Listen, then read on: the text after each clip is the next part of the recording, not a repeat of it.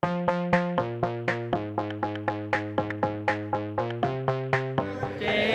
to you. Happy birthday to you. Happy birthday, dear Sean. Happy birthday to you. We know we're like a day early. It's tomorrow, you guys. But still, it's tomorrow somewhere. And, you know, we figure if you might be somewhere else in the galaxy that we should wish you a happy birthday today. So, happy birthday.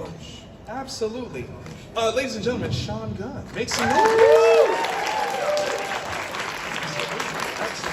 Hi, everybody. Thanks for making this. I know it was rescheduled, so I didn't even know if anybody was going to know it was still happening. Oh, we were anxious. We were anxious. We were excited. We were coming back. There's no two ways about it. We won't hold you very long because we know that some folks want to still get back to you and your booth. But most of us in this room have experienced Guardians of the Galaxy 3 and found it phenomenal, Awesome. sir. Big love for that, yes? Yeah. With this third turn in the Galaxy, sort of arena here, what were your thoughts going into this? Were you excited? Oh, yeah, for sure. I mean, it was like, this movie was such a long time coming because it was in the works, and then it was like maybe not going to happen for a little while. Right. Then we finally did it after a while. It turns out we kind of got lucky that it was postponed because otherwise it would have come out like right in the middle of the pandemic. So it was sort of fortunate that it turned out the way it did. But the whole experience was awesome. I mean that sincerely. I think it's my favorite thing I've ever worked on, and like it was really cool coming back together with all the people that I love, and really kind of trying to bring our A game and to make it really count. It's rare for movies to be able to make a trilogy like that. You've got the same director for all 3 movies and the same writer for all 3 movies, and it was really constructed as a trilogy. So it wasn't like, hey, we're gonna make as many as we can until people get tired of them. It was always like, this is the story that we're telling, and it takes place over these 3 movies. With some extra stuff here and there from Avengers and the holiday special and stuff like that. But yeah, it was really cool. I don't think I'll ever, I don't think I would ever even attempt to recapture that again. I get that. In my career, I think that it's going to be sort of a one-off where it's just going to be this special sort of thing in the middle of my career that I'll always really be proud of. While I do certainly appreciate that, you are talented enough to capture it again. So Well, I I understand appreciate not that. aiming for it, but no, because it does mean that you. I am indeed very talented. Absolutely.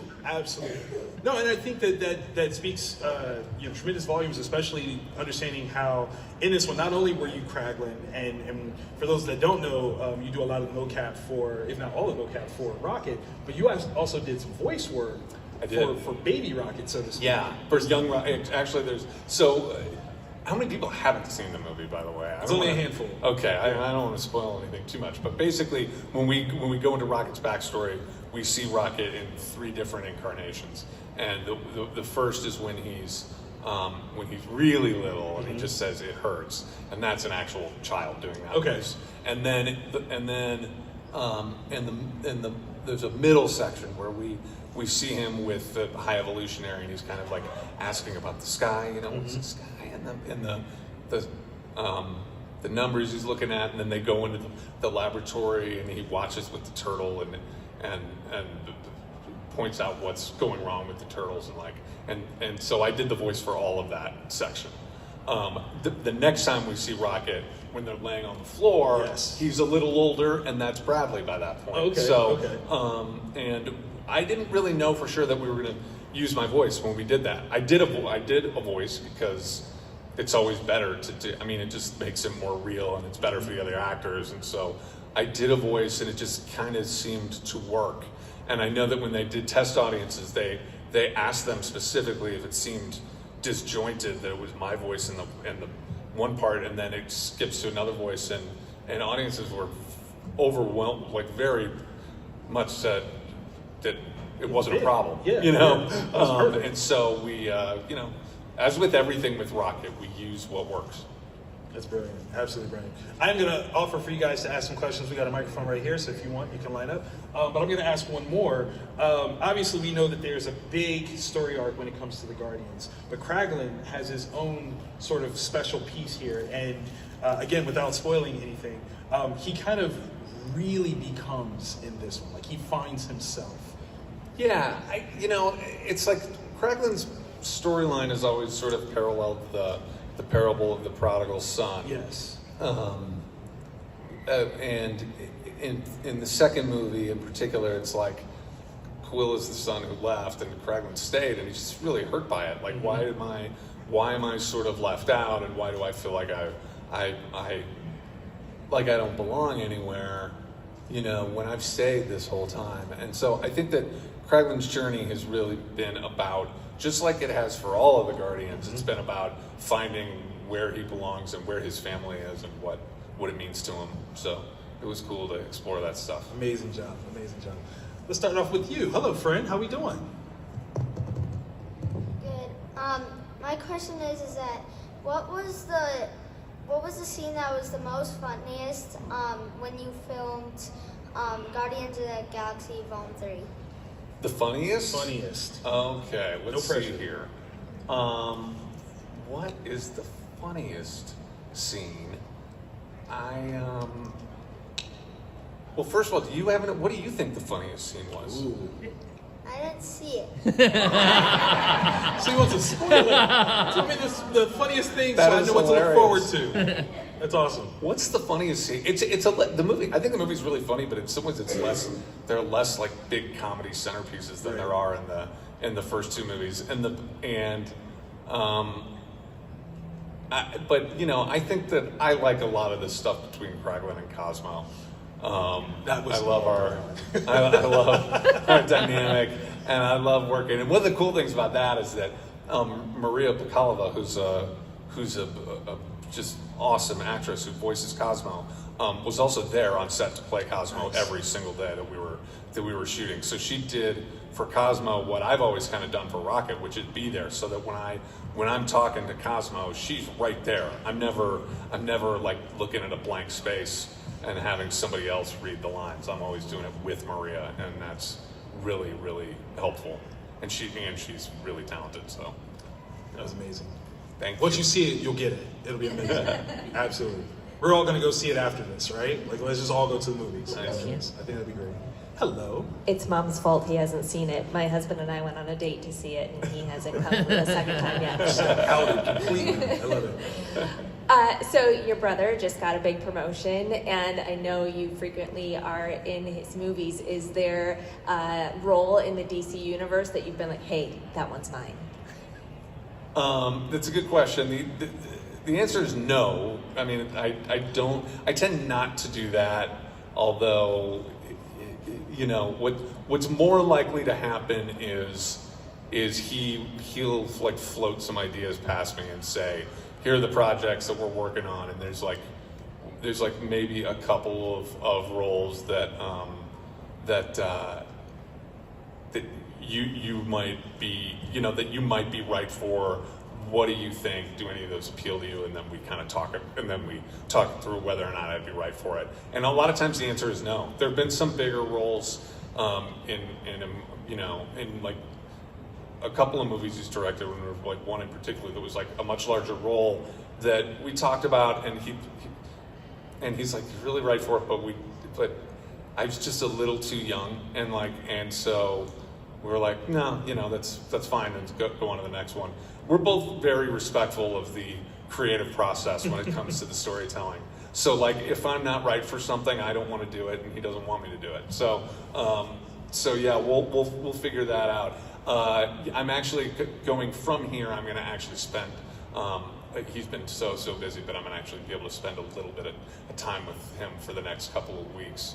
And after that, I'll know a lot more that I still won't be able to tell anybody. Thank you. Thank you. Thanks. Hello. Hi, I know most of these are probably going to be also know you as Kirk from Gilmore Girls. Okay. And I was wondering, what was your favorite moment to be Kirk? Ooh. Favorite Kirk moment? That's a tough one. It is a tough one because my favorite moments are like I like some of the longer scenes. There's a scene early in the series. It's in season 2, I think, on a park bench between Kirk and Jackson, where Kirk has purchased Suki's basket and Jackson comes to buy back the basket, and they have this whole long exchange. And that always sticks out to me as one of my favorite scenes because, first of all, I just think it's really funny and well written, and I'm really that's one of those things where I'm really happy with my performance in that. But it was also the first episode where it really kind of gave Kirk more to do and introduced a backstory, and it was the first time I remember thinking, oh, I'm going to be on this show for a while. I think I'm not just popping up, and so that one sticks out to me. Playing Jesus in the Festival of Living Art was amazing, and doing Tevye and Fiddler of the Roof were those are some of my favorite things that I did. Thanks. Good call. Thank you. Hello. Hi. I was wondering if there's going to be any possibility of seeing the new Guardians team in a series or in another movie at all? Well, okay, before he even pantomimes answering that question, know that Disney has shooters, so he can't spoil things like that because they'll activate agents and all of us might try to kill him. So would you like to see such a thing? What I can tell you is that I've gotten that question a lot this weekend from fans coming up to the table about what do you think is are you going to do more? Or are the plans to do more? What are you going to do going forward? And the honest answer is I have no idea. I really don't know. And I wouldn't say that if I did know, I'd say I know, but I can't tell you. Right. But that's not what I'm saying. What I'm saying is I don't know. It's going to depend on a lot of different factors. I don't think they know exactly how everything is going to go. With good reason, I'm sure they wanted to see how the movie was received and how much people liked it before they made plans for doing anything like that going forward. So, we'll see is kind of the answer. I never say never. I have other projects coming down the pike, but I'm not like the busiest actor in Hollywood or anything. So it's like I would like to be able to keep the door open on that. There you go. Awesome. Great question. Thank you. I got a question about something that already happened in the movies. Okay. So in the first movie and throughout most of the second, you're with the Ravagers. And by the end of the second one, you're hanging out with the Guardians and you're testing out the Yaka arrow. But then in Avengers, you're not with the Guardians. Yeah. And you're back with them for Thor, the Holiday Special in Volume 3. So what were you doing in between that time? Ooh. When Joe and Anthony Russo come here, you should maybe ask them that question. I think that the idea is that stuff was all. I just don't think that part of the plot was sort of fully put together yet. Like by the time we shot Thor, we knew Kraglund's there on the ship with the Guardians, so he was there.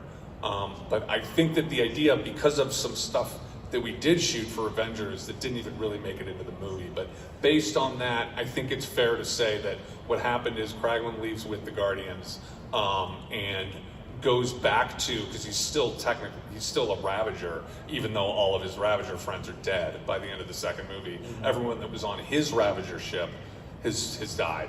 But he's still a Ravager. So I think the idea is that he goes and finds the sort of larger Ravager collective and sees what it is that's in store for him there and learns pretty quickly that it's probably not for him and then goes back to the Guardians. Awesome, thank you. Well, written, right there on the spot. I like that. That's good. But if we don't see it, it's not canon. Right? Well, I don't think it's canon if I say it on a panel at a Comic-Con. But whatever. Anyway, that's going to be my answer from now on. So. I like it. I was wondering what it was like to go from being like a teammate and trusted group member with Chris Pratt in Guardians to then being in the Terminal List and being an enemy? Oh, right, that's a great question. For those of you who don't know, I did this Amazon Prime series called The Terminal List with Chris Pratt, and it's a very serious sort of thriller, I guess. How would you describe that genre? It's a thriller. Like an action thriller. Action thriller. Yeah. And my character is not the coolest guy in the world, and I get and he tortures me essentially. And it was, first of all, I loved playing that role. It was like really super fun, and I know that Chris really kind of, I get fewer opportunities for those kinds of roles than I would like, and I know that Chris was really pretty adamant that he thought I was the right guy for that, which I'm really grateful for. So we,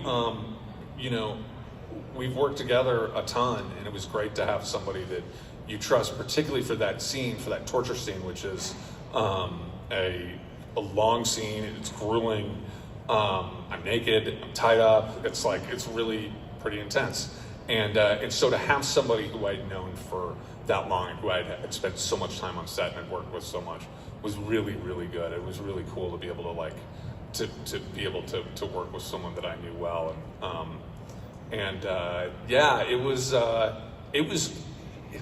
as much as something that intense can be fun, it's great fun. I mean, it's one of the reasons I love acting. It's like a lot of times when I can do the most emotional scene, and it really is taxing, and I'll cry, and it feels very hard and emotional when you're doing it. And then afterwards, it's like, wow, that was really fun, though. I don't know how that exactly works, but yeah, it was fun. That's awesome. Thanks. Hello. Hello. Somehow I thought there was like one other person between me and him. All right, I'm take down your here, time. I can't see.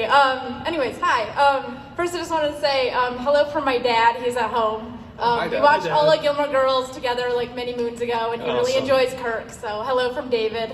Hi, And I was just gonna say, how was it doing the like Gilmore Girls revival a few years ago? How was it going back to Stars Hollow and everything? It was cool. It was Yeah. really. I didn't know for sure. It had been 9 years since I played the character, Yeah. so I'd never taken a break that long from playing a character. Although sometimes it seems like the gap between Guardians 2 and 3 lasts that long. But I was sort of unsure how much of it would come back, and then I kind of stepped foot on set, and it was like right there. Yeah. It was just like Kirk was right there, and it's one of the reasons I love playing Kirk so much is that it's so, I don't know what this says about me, but it was just so comfortable for me, that character. Like it was like playing him again was like putting on your favorite T-shirt, Yeah. How like it's just like feels right, and so I definitely I missed it. That was really fun, and I was shooting Guardians 2 simultaneously. Oh, gotcha. Okay. So that was really tricky Yeah, because I was yeah. going from Guardians 2 where I'm doing both Rocket and Kraglin, and then flying back and forth between Atlanta and LA to then go play Kirk. So I'm doing all of those things at the same time, which is Yeah. pretty intense. Well, I appreciate you doing both. Oh, 'cause thanks. We would have really missed Kirk if you weren't there. So thank you so much. Absolutely true. Absolutely true. All right, so before we let you go, my last question for you might be a slight spoiler. Okay. My question is, what Garth Brooks song does Kraglin love most? If you see the movie, you'll get it, but yeah. I think I only know one Garth Brooks song. Is it Low Places? I guess, yeah, Low Places. Yeah, I mean, it makes sense. It's It's a Low manager, Places. so Yeah. that's how that makes It's got to sense. be. He's the man. But I did think I thought that answer was really funny. The Garth Brooks. It's like that makes sense. And I actually do like country music quite a bit, but I'm a little more old country. I'm a little more. Nothing wrong with that. I'm a little more Waylon Jennings and Merle Haggard and Willie Nelson. Classics, I don't know as much absolute from Garth classics. Brooks. No. But anyway. Yeah, that totally digs. Motor City, make some noise for Mr. Sean Gunn. Oh, thanks, Go guys. downstairs. Check him out before he gets out of here. Get some autographs, some pictures, all that fun stuff. Dude, thank you so much. And again, happy birthday, man. Happy birthday!